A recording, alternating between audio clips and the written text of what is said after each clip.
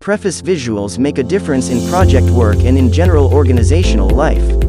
I have benefited from creating visuals in project management and operational management roles, and in teaching. Research reveals that my anecdotal experience of these benefits is not unique. Rather, the majority of people enjoy, or even have a preference for, engaging with visual material, and those who use visuals can increase their influence as their messages are often more easily understood and better remembered than text-based communications alone. However, few people in management and affiliated roles feel they have the skills, creativity, or equipment to develop visuals to use in their professional contexts. It can be daunting to face the blank page with a muddle of thoughts and a deadline to enable others to understand a critical message or conundrum. This book, with its catalog of visual archetypes, developed from practice experience, has been written for those facing this challenge, particularly those who may be working in organizations that do not have access to sophisticated information systems with advanced reporting capabilities. It has been developed with project, program, and portfolio managers and directors, and their work in mind, and leverages the terminology and concepts of organizational project management.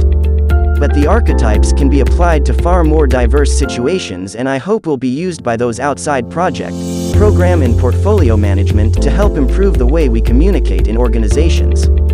While this book draws on graphic design techniques, its aim is to empower non-designers to build a comfort with visual language that they may already have with the written word. My hope is that after reading this book, managers will feel more confident in their ability to create the visuals they need to influence stakeholders and communicate important messages. Much of the discussion in this volume uses executive management or senior leaders as an example of project stakeholders. However, the principles discussed and archetypes provided can equally be used to engage project teams, reference groups, or other stakeholder groups. This book can be a tool in your arsenal which helps you deal with the many challenges you face as part of the lived experience of project work. This book doesn't address big data or automated visualization of an organization's large quantitative datasets. While this is an important element of visualization, there are numerous texts on this booming area. This book's focus is on sharing, messier data, which is often qualitative and has traditionally been the domain of lengthy text-based documents. If you are new to creating visuals, it will take time to build confidence and capability, and your initial attempts may lack the professional finesse you aspire to. Despite this, I urge you to persist, to take notice of the features of visuals that are impactful and clear, to practice, and practice, to seek feedback from your stakeholders, and over time your capabilities will improve. And you will reap the benefits. Research increasingly reveals the importance of engaging stakeholders and conveying complexity in an understandable way in a world of information overload. Creating visuals can increase your influence by improving the likelihood of your message or question being noticed and understood, and triggering a decision or action. Happy visualizing. Part A. Get visual, build influence, drive action. There is a strong evidence base for using visuals in project work. Chapter 1 outlines the book's purpose and rationale, and the key objectives of each chapter. Chapter 2 presents a snapshot of the scientific basis for using visuals in communications. The chapter introduces concepts such as working memory and its limits, and includes a brief digression to consider the historical and cultural context which has given rise to visuals. Chapter 3 provides a case for the use of visuals in project work. The chapter discusses the concept of sense-making and the initial position of visuals as boundary objects, then provides examples of specific studies that explore the efficacy of visuals in project work. Part B. Visual Fundamentals. The following 3 chapters provide practical advice for cultivating your visualization skills. Chapter 4 introduces software that can assist you with creating visuals. It highlights that most practitioners will already have access to the necessary software for developing effective visuals. For those already creating visuals, it lists helpful web-based tools that can increase the efficiency and professionalism of your visuals. The norms and stylistic considerations, e.g. use of color, iconography, scale, associated with visuals are outlined in Chapter 5.